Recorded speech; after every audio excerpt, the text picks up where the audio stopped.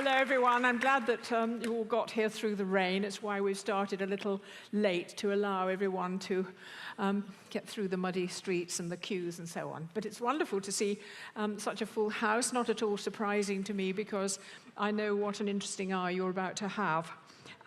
Richard Dawkins, the first part of an autobiography, An Appetite for Wonder. And I was commenting on Richard's great talent for titles. I mean, you know, The Blind Watchmaker, River Out of Eden, Unweaving the Rainbow, Climbing Mount Impossible. Improbable, I beg your pardon. The God Delusion. We're working on the impossible.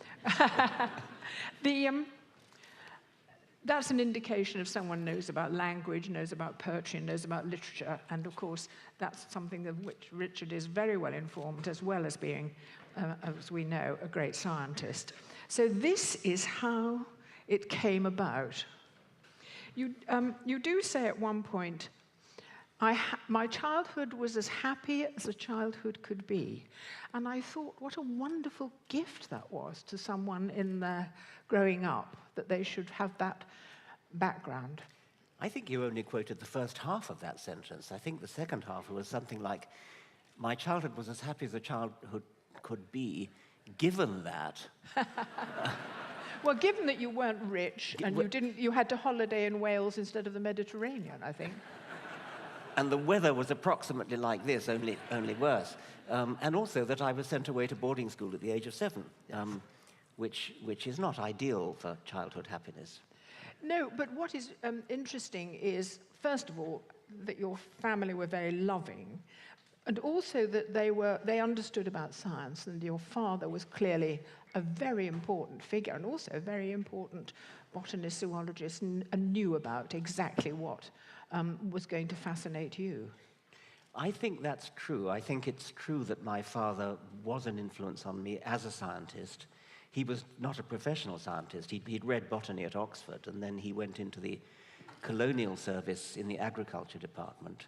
So he was a practicing agricultural scientist, but he wasn't an academic scientist. But nevertheless, I think he imbued me with a sense of what science is about. And both he and my mother were keen on botany, and so when we went for walks, they'd point out flowers and tell me. My father would tell me the Latin name, my mother would tell me the English name. And so I think I got a feel for what it's like to be a naturalist. And that's very revealing, because as you tell it, it sounds as though he was an intuitively curious person investigating everything that came his way. And for a small child, that must have been wonderful. He was very good with his hands. He was very good at making things, very good at improvising, which I'm not. And I think rather to his disappointment, a little bit later, they sent me to Oundle School, which was and probably still is the best school in the country for technology. And I think I was a great disappointment because I was never any good at making things, at improvising. I doubt if he was disappointed in you. Well, in that particular respect, but it was, in a way, it was a bad choice because the workshops are so good. You learned how to use a lathe and a milling machine and all sorts of fancy machine tools you'd never again see in your life. What I needed was what my father did, which was lash things up with string and dirty old bits of iron, and that's what he did, and I can't do that. Now, you grew up in Kenya, and that must have been an extraordinary world at that time. And given your father's position, he was someone who had a role in the agricultural world there and what was happening. What was it like? I was born in Kenya, but actually we moved a little further south to what was then Nyasaland, Malawi, which was where my father's career was, and moved around a bit in that country. Didn't really see the sort of Africa that you expect to see, didn't see giraffes and zebras and elephants and things, which is a shame. Saw great fields of tobacco plants and things like that, rather than the sort of natural history which you might expect. But you saw the natural world that was there, and you also saw the people there. Oh yes. And that was very different from an English childhood. Very different. It was a kind of throwback to, I suppose, a sort of Edwardian time, really. We had servants and There was no electric light, no water closet. We had earth closets, paraffin lamps that you pumped up like a Primus stove. But it was a pretty privileged life, you know, sort of tea was served on the lawn and beautiful silver teapots and things. So you were the privileged class here? Privileged, yes. It was sort of a bit like upstairs, downstairs, or Downton Abbey, but in an African setting. And were you conscious of being sort of as upstairs as you could be in Kenyan society? I think the upstairs, the parallel rather breaks down, actually. We're not talking aristocrats now. No. The people in charge. The people in charge. Yes, there was a fairly rigid racial separation. I would call it paternalistic. It wasn't vicious as like in apartheid South Africa, but it was paternalistic and you could say patronizing. And did the growing boy notice that? Did you wonder how it came about? Well, not really, no. I mean, all the male Africans were called boys. You know, it was that kind of thing. Mm. Now, then, of course, the family came to England, and you went to, first of all, a traditional prep school, and then you went to Anvil. You write about bullying and the way boys were treated. You yourself were not a victim, but you lived in a community in which bullying was endemic. I suspect that it's pretty bad in most childhood communities in different ways. I don't know whether it's right to suggest that bullying is something that most children go through and then we grow out of it, except in a few unpleasant cases like Nazis. But the way that boys treated other boys, and I suspect maybe still do, was pretty unpleasant. Sort of mass taunting. There was one I went to a prep school in what was then Southern Rhodesia at the age of 7, and there was a boy there called Auntie Peggy, and I don't know why he picked up that nickname, but it was enough to have people taunt him mercilessly, and so they would sort of dance, rather like Lord of the Flies. I mean, yes. Dancing around him in a circle, chanting Auntie Peggy, Auntie Peggy, and the poor boy was demented with fury, and he would rush at people in the circle and fight them, and then we'd all gather round and watch this fight. It was a terrible, but I think that's not untypical.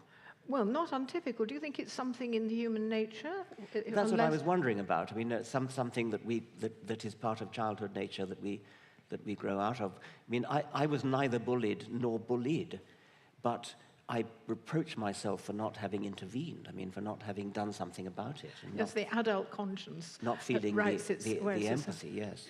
Yes, but then that's when children are learning power play, isn't it? They're learning about the way the world's I guess power that's right, yes. situations work. And leaders emerge and tend to gather around them disciples who curry favor. So it's an interesting anthropological world to be moving around in, I suppose. Well, it's interesting too, because of course it links to all the science that you've done since, which is in many ways about behavior and how we come to be where we are and who we are.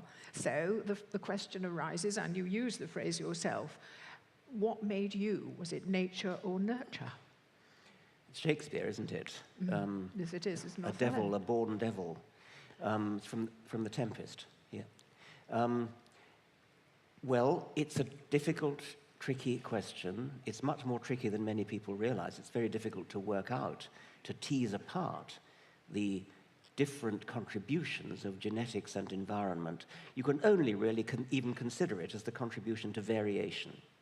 You can actually ask, given a certain amount of variation in a population, how much of that is due to genes and how much of it is due to environment. And can you make estimates for that? You can, and one of the best ways of doing it is twin studies, where you take identical twins who have all the same genes, and you compare them with fraternal twins who are just like ordinary brothers and sisters.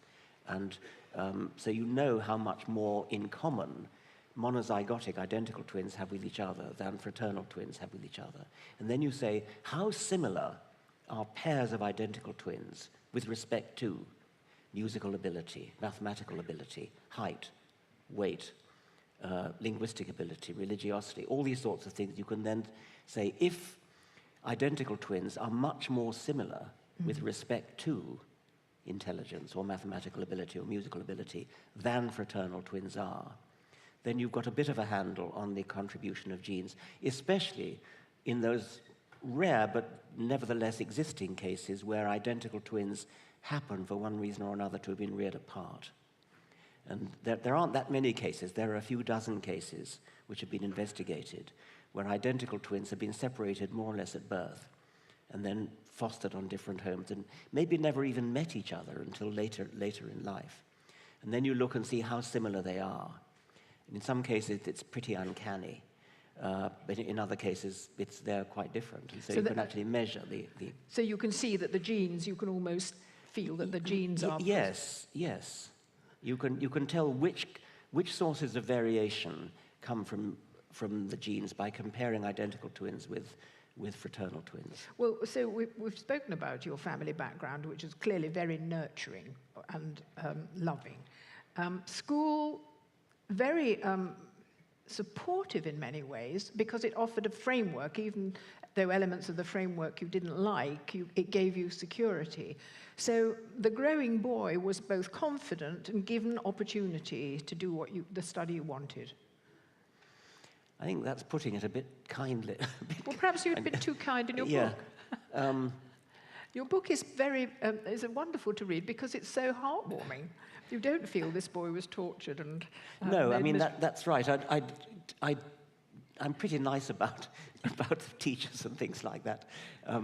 So I don't moan very much in it, that's true. Would you like to have been unkinder?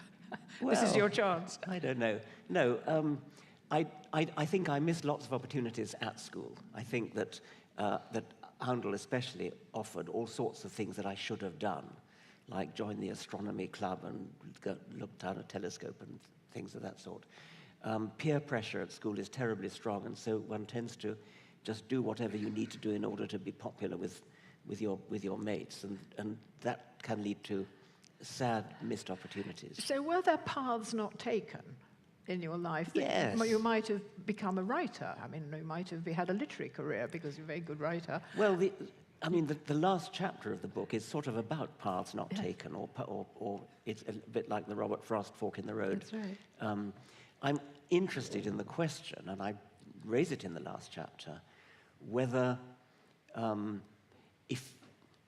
if a different path had been taken, there's a kind of magnetic pull that brings you back to where you would have been anyway. I mean, this thing about the path not taken, anybody can look back in their life and say, if I hadn't happened to, I don't know, miss a train on a particular day, then I would never have met my future husband. I mean, that kind of thing. That sort of thing happens all the time. We are incredibly lucky, or unlucky as the case may be, to be exactly where we are within our own life, but also, of course, getting conceived in the first place is a ludicrously improbable stroke of luck. There's a rather colourful paragraph about that. Is there? Yes. You mean the Aldous Huxley poem? Yes, that's right, about the poem about the spermatozoa. It's a lovely poem by Aldous Huxley. Shall I say it? Yes, do. A million spermatozoa, all of them alive. Out of their cataclysm, but one poor Noah dare hope to survive. And of that billion minus one might have chanced to be Shakespeare, another Newton, a new Donne. But the one was me. Shame to have ousted your betters thus, taking ark while the others remained outside. Better for all of us, froward homunculus, if you'd quietly died.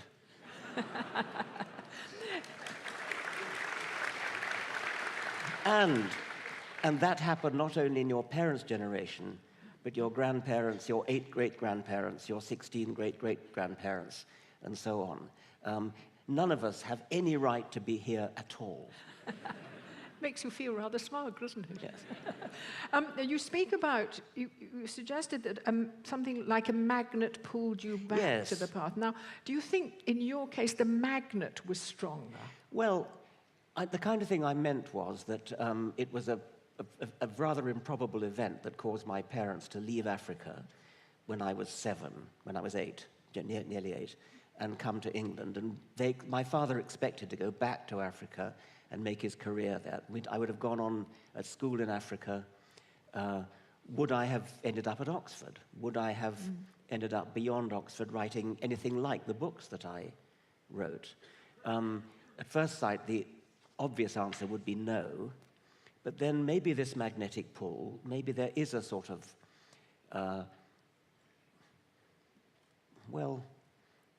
something that pulls you back to a pathway, having taken one fork in the road, perforce, then perhaps there is something about our nature which pulls you back. And another example was when I finished at Oxford, I did a doctorate under Nico Tinbergen, who is a Nobel Prize-winning animal behaviorist, and I almost missed that opportunity and almost did a biochemical doctorate instead. So would I ever have written anything remotely like the books that I wrote? Possibly, yes, possibly with a slightly more biochemical slant.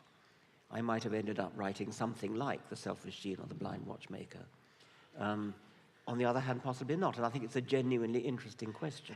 But you use the phrase, something in one's nature that. Yes. It's almost metaphysical, that, isn't it? Yes. I mean, when I say an interesting question, I didn't for a moment mean to imply it because it's me. I mean, anyone in this room could ask a similar question of themselves. How we got where we are. Yes. And how can we get away from it? So, and also then, of course, you went to Oxford, and there was this group of people. Now, where were you all? I haven't got the name of the street. Oh, Bevington Road. Bevington Road. Yes. Now, Bevington Road was a hotbed of scientists. It sounded, you speak about creative camaraderie, but you were all working in very allied fields and borrowing advice, borrowing each other's knowledge. It sounds rather like Florence in the Renaissance. I think it may be that everybody who's lucky enough to be a graduate student in a good research group gets that feeling. It's probably something you don't recapture later, this feeling of being, there's a satirical Betjeman poem. Objectively, our common room is like a small Athenian state. Except for Lewis, he's all right, but do you think he's quite first rate? Well, without the smugness. But you were all pretty first rate, there's no doubt about it when you look back on it now. I think there is this sort of feeling that you get when you're in your 20s that there's a sort of unique atmosphere, and maybe everybody gets that feeling. But Bevington Road should have a plaque on it, really, shouldn't it? Saying well, it'd be nice it happened here. Yes. Yeah. And what came out of it? There was your work came out of it, but also allied to that, who were the other people who we might know? Well, I'm not sure whether, Tinbergen himself, who died about 20 years ago now, won the Nobel Prize for physiology and medicine. My great guru, mentor, was Mike Cullen, and I think, printed in the book part of my eulogy for him, because he was a wonderful teacher and totally unselfish person who devoted himself to his students and to his colleagues, such that if only he had done what most scientists do, which is put their name on the papers of their students and co-workers, he would be, honored Fellow of the Royal Society and everything else. But as it was, he just did it unselfishly. His name appears on hardly any of them, although it ought to be there, and he ought to be a sung hero instead of an unsung hero. Now, the book ends with The Selfish Gene, the arrival of the publication of The Selfish Gene, which is 76. But you trace back when the ideas began to happen. Indeed, you quote a paragraph from a lecture that you gave in Oxford in 1966, yes, which contained all the logical stages towards the selfish gene theory. That's right. I found these lecture notes really quite recently, only just while I was writing An Appetite for Wonder. Notes from a lecture that I gave in 1966, as you say, and I had forgotten quite how, almost word for word, the rhetoric of the selfish gene is there. I use the word rhetoric not in a derogatory sense, but the sort of rhetoric of genes as sort of leaping down the generations like immortal chamois from crag to crag. That's not quite it, but I just...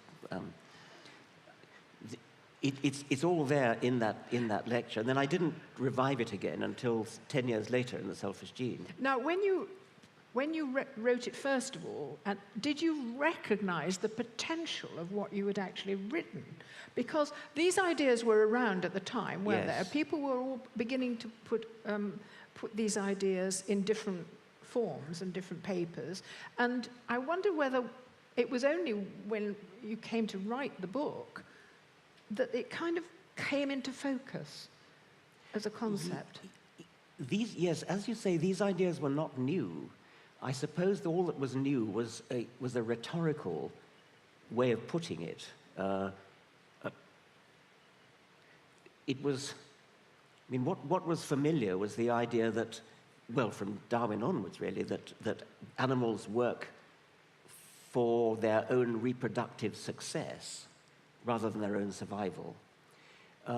Reproductive success means passing on genes. I suppose what I added was this sort of almost poetic image of genes as being immortal replicators that go on down through countless generations. And so what an individual organism is a machine for passing on those genes.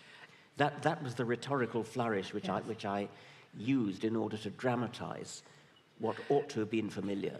Do you feel that idea, that concept, which is so easy to grasp, you pass on something and it goes through all your generations, has been abused in sort of popular interpretation? I mean, is there a gene for homosexuality? Is there a gene for criminal behavior? Yes. What do you make of all this? Yes, that is true, and it really comes back to what we were talking about earlier when you talked about nature or nurture, and I said you can only really talk about genes for variation in things. So you can't say there's a gene for intelligence or a gene for mathematics. What you can say is that there are a gene, or probably several genes. The difference between having it and not having it makes a difference between having the mathematical ability and not having the mathematical ability. So what the genes are for is really only variation, differences between individuals. Mathematical ability is much too complicated to be determined by a gene. But the difference between somebody being brilliant at maths and somebody who isn't could be the result of a single, well, almost certainly isn't, but could be the result of a single gene. So there's no excuse to say, well, my mother was bad at maths, I'm no good at it, I can't No, you can sort of, I mean, I wouldn't quite do it as bluntly as that, but you could say that if say if your mother was very good at maths and one of her children was bad and one of them was good, it wouldn't be totally fanciful to wonder whether one of you got a gene from her and the other one didn't, because there you're talking about differences, and you know that any one gene in your mother has a 50% chance of ending up in each child, and so there are. I mean, it is a fact that 50% of your genes come from your mother, and if your mother happens to be good at music or mathematics, then you're lucky to have got particular genes that might have equipped you to be good at music or mathematics. The selfish gene was a sensational success. Were you surprised? Yes. I wanted it to appeal to a wide audience. That's why I wrote it, and I jokingly referred to it while writing it as my bestseller. Before it was? Long before it was, yes. Yeah. But so the idea is now current that we know about genes, we know about the genome, and there's a copy of it in the Wilson Foundation and so on. Has it been misunderstood? Is it used to talk about the survival of particular types of people, or indeed political parties or political movements or social groupings? And is that legitimate? It's much misunderstood and much abused, and with hindsight, it's possible the title was unfortunate, because the selfish gene, when mulling it over the book, I went with a couple of early chapters to see Tom Mashler, who's a very distinguished publisher. And I think he quite liked the chapters that I showed him, but he said, you can't use that title. It's got to be called The Immortal Gene. And The Immortal Gene would have been a very suitable title. I mean, one of the chapters is very largely about the immortal gene. And that has a much more sort of Carl Sagan-esque ring to it, a much more poetic ring to it. And it might have been a better idea because the selfish gene gives the wrong idea that either it's saying that people are selfish, or even worse, that people ought to be selfish. And I was rather disconcerted to discover that my book was taken up by sort of extreme Thatcherite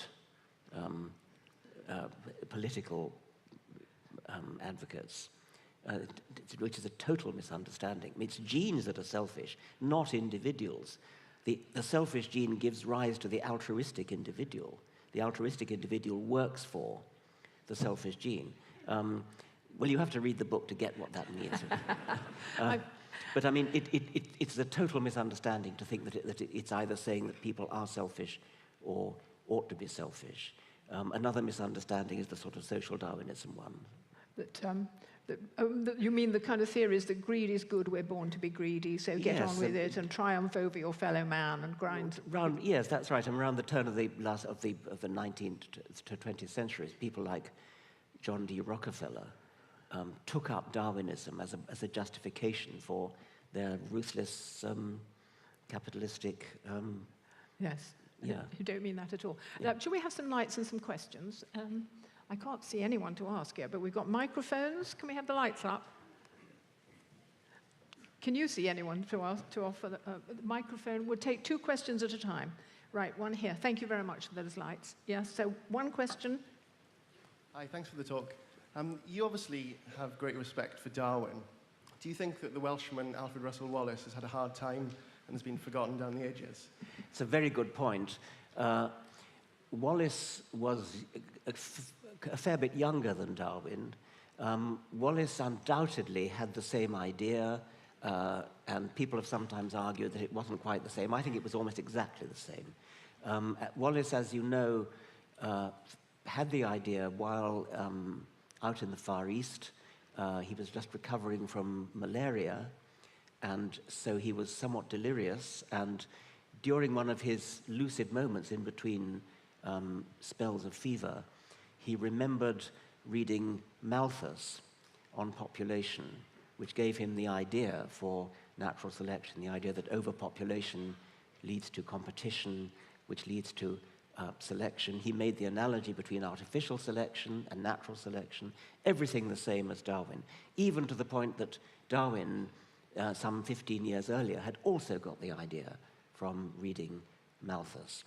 So Wallace undoubtedly deserves equal credit for thinking of natural selection.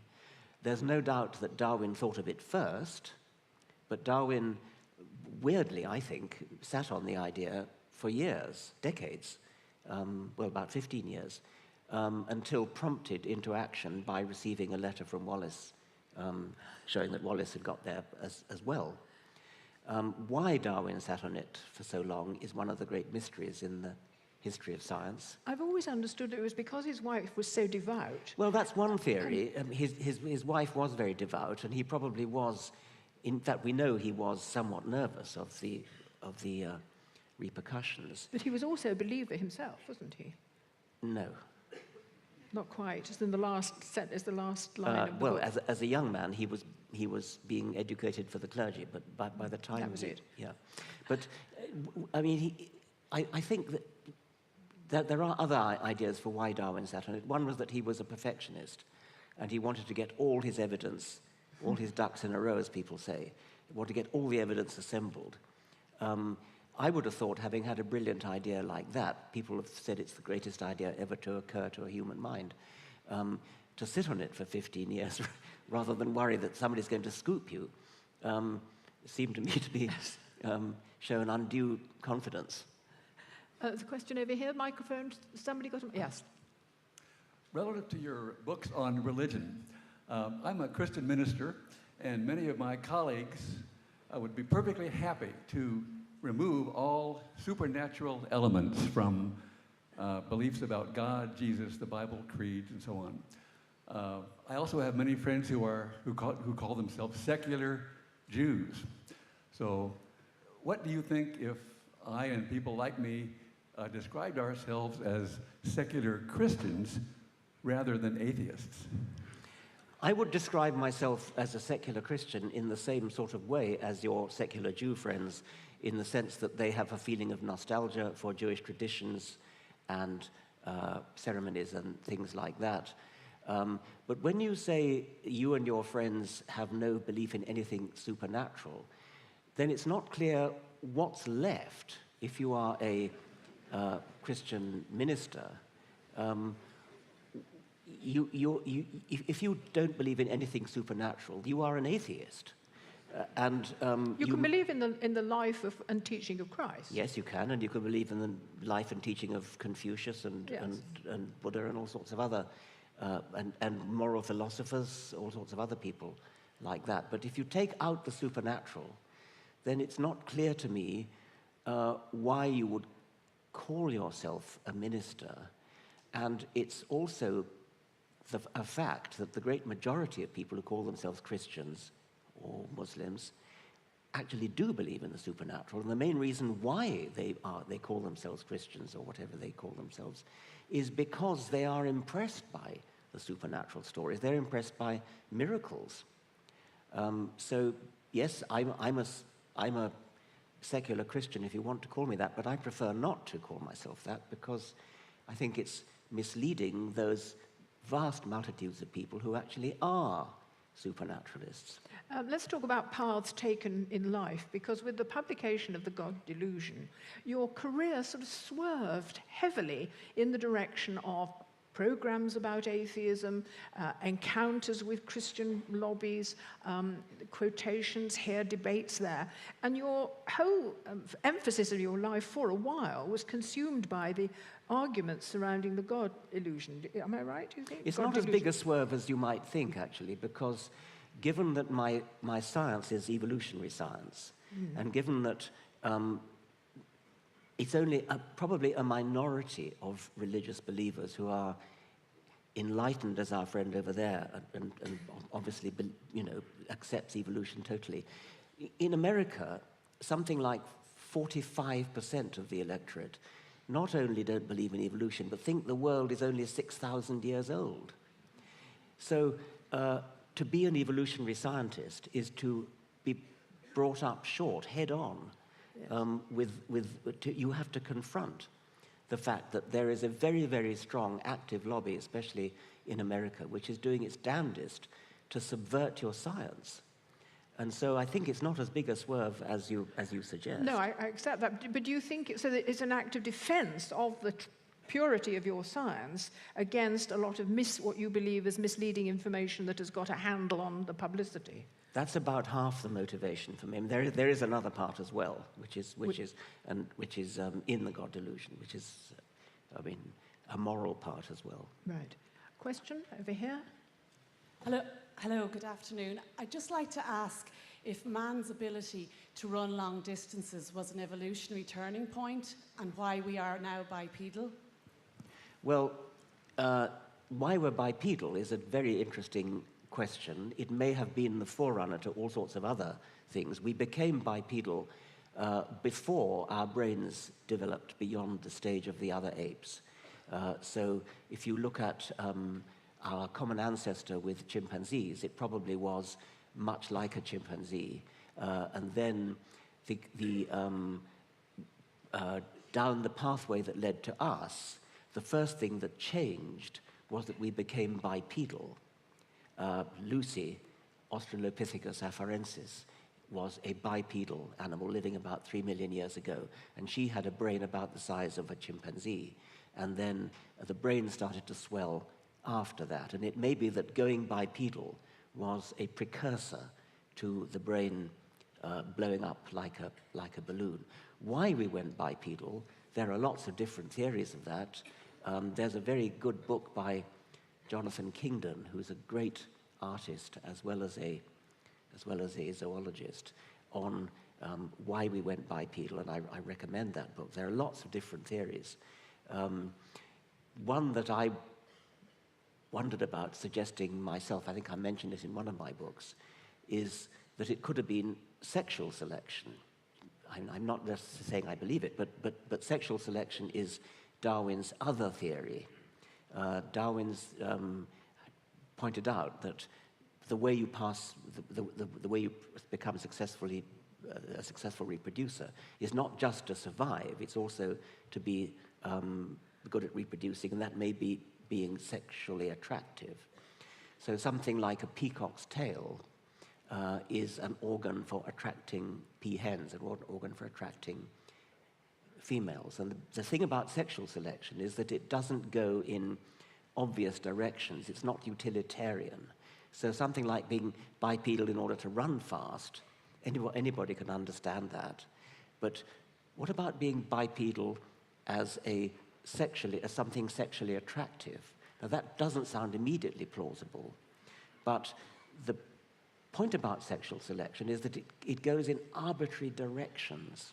The theory of sexual selection suggests that if a majority, let's talk about males being attracted to females, but because that's the way it normally goes. If a majority of females, for one reason or another, for whatever reason you like, happens to admire males who are good at standing on their hind legs, and chimpanzees stand on their hind legs quite a lot, they just don't do it all the time.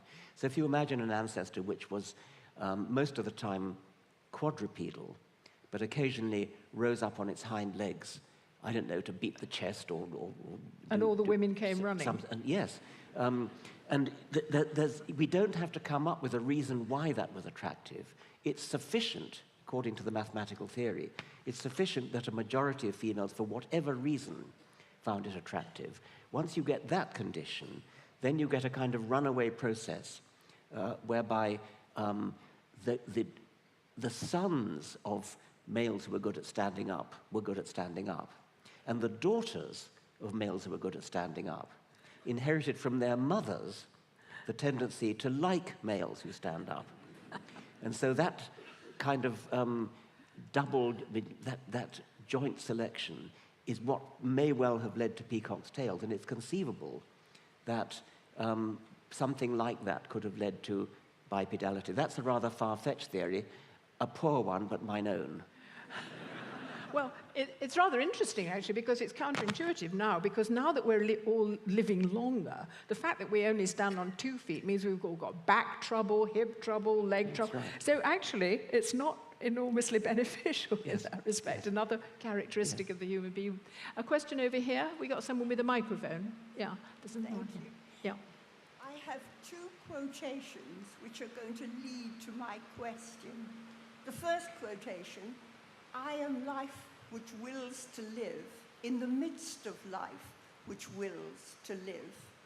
The other quotation from one of my own countrymen: the force that through the green fuse drives the flower, drives my green age, drives also me. My question is it not this force, this will, is it not an intention that influences the genes, not that the genes are the influence? The instigator is not the gene, it is the intention, the will to become, to live. Well, I like the poetic thought. I couldn't actually hear all of it because of the rain, but I think I got the drift of it. Who were the quotations from? Schweitzer, okay. Who was the other one? I didn't hear. Who's the second one? Never mind. It doesn't matter. I like the poetic thought.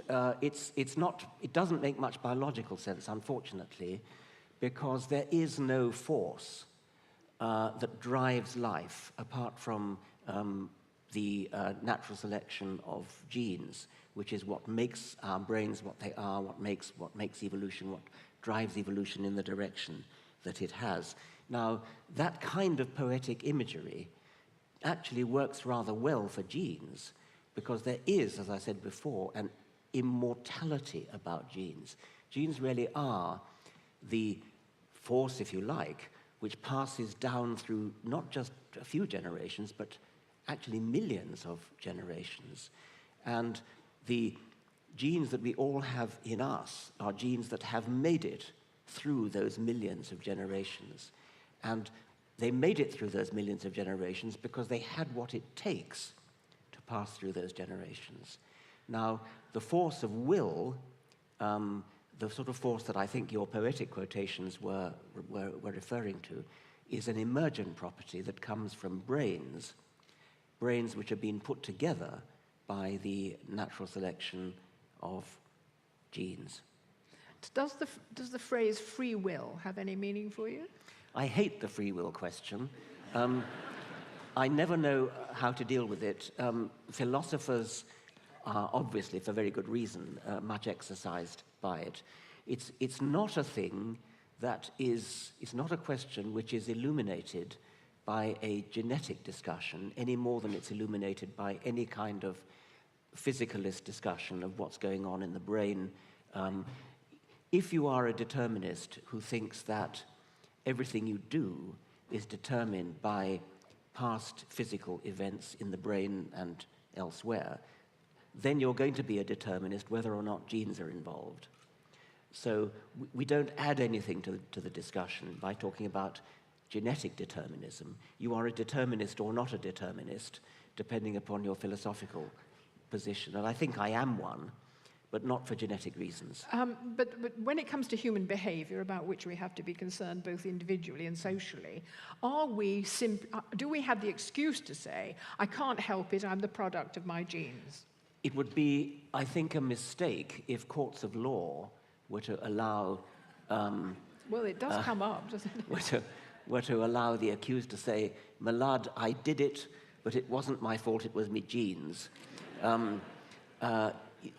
It doesn't make any difference to the theory of justice, to the theory of punishment. No, but nonetheless, that kind of concept has been raised in courts of law before. I think it probably has, and probably will until lawyers get their heads around it. But I mean, people talk about criminal families, don't they? Yes, they do. And you know, the mafia, to name but several.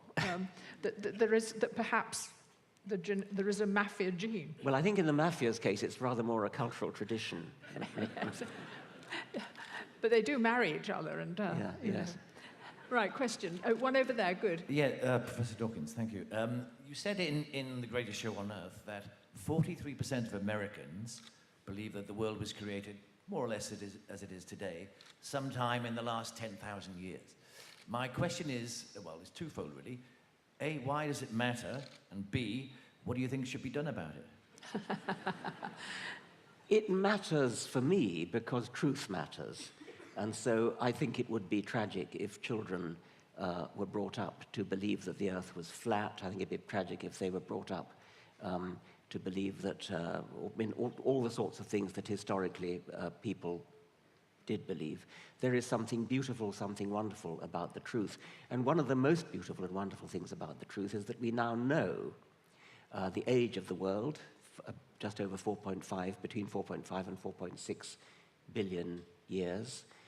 We know that all living creatures on this planet that have ever been looked at are cousins, sharing ancestors. We know that we are rather close cousins of chimpanzees, slightly more distant cousins of monkeys, more distant cousins still of aardvarks, and you can go on looking at more and more distant cousins still of octopuses. That's a wonderful thought, something that no child should be deprived of. We understand how the process comes about. We understand why we're here. These are all things which enrich life. And so if there are 43% of Americans who believe not just the falsehood, but a palpable and ridiculous falsehood that the world is only 10,000 years old, a belief which I've calculated is equivalent to believing that the width of North America is 8 yards.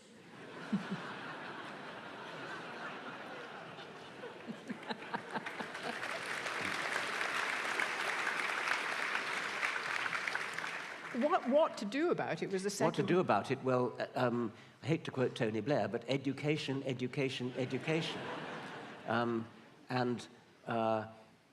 It is very sad that science education is actively subverted in America, especially by parents, by school boards, these democratic elected boards who control syllabuses and things, and that indirectly controls publication of textbooks.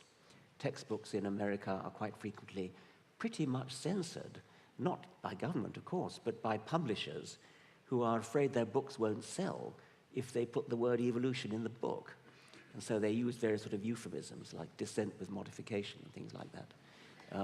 But there's a lot of teaching of the designer, the idea of the designed world. Yes, there is. Do you disapprove of that? Of course I do. I mean, do you think it should just not be taught? Because if it's widely believed, should we know that it's widely believed? Well, I think it's important to know what is widely believed, and so in classes on religion, in classes on history of ideas, and so on, then by all means teach all the strange ideas that people have and that the children might meet. But in science, we should be teaching the best that science has to offer, and that includes how to think about things. It includes how to do science. It doesn't mean you just give the children a list of facts. It means you teach them how to think about science, how scientists come to the conclusions that they do, tentatively, and then with increasing confidence by testing hypotheses and so on.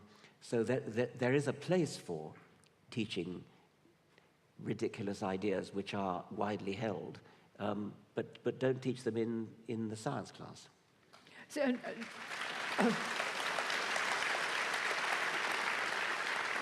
do you think that science, teaching, access to truth can improve the human race? Is the human race on some progressive pathway? Any sort of education of what's true is improving more or less by definition, yes. And where are we along that pathway? Well, a great many people are doing quite well, but quite a lot aren't. And some of them are fighting each other.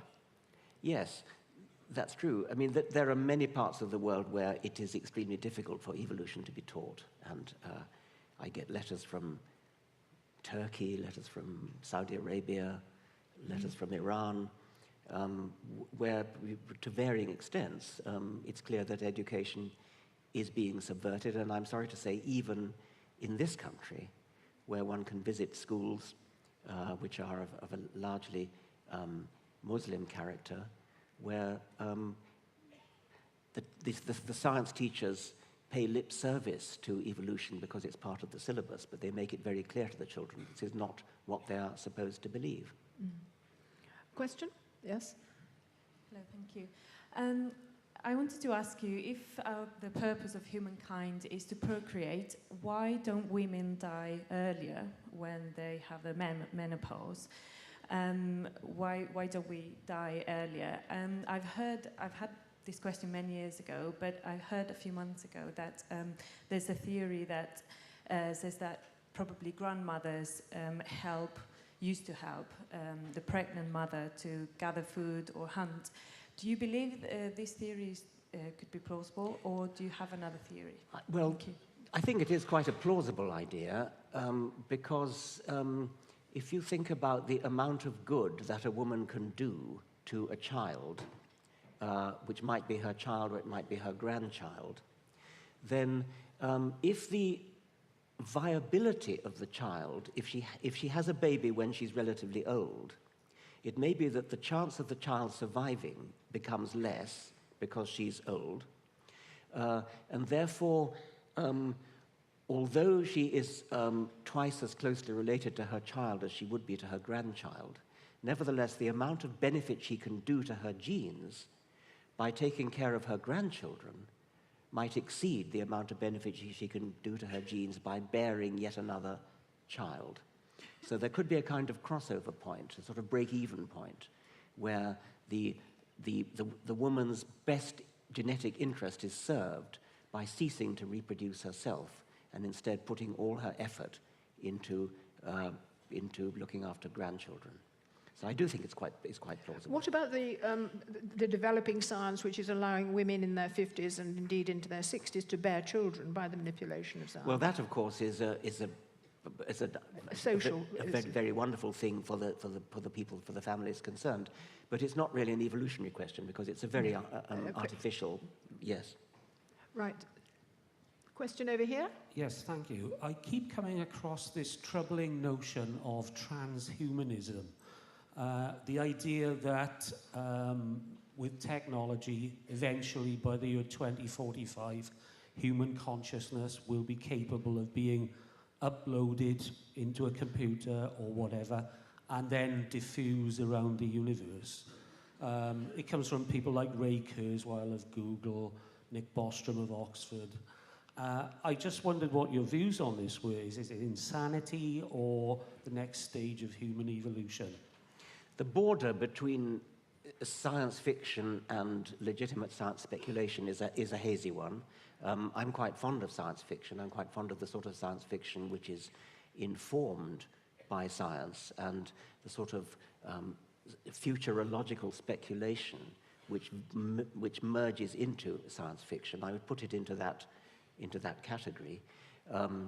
Transhumanism is used for lots of things, including just extending human life by improved medical procedures, but also more far-fetchedly by uploading the human brain contents into a computer. That's much more speculative, and it actually gives rise to strange philosophical paradoxes, which philosophers do discuss interestingly.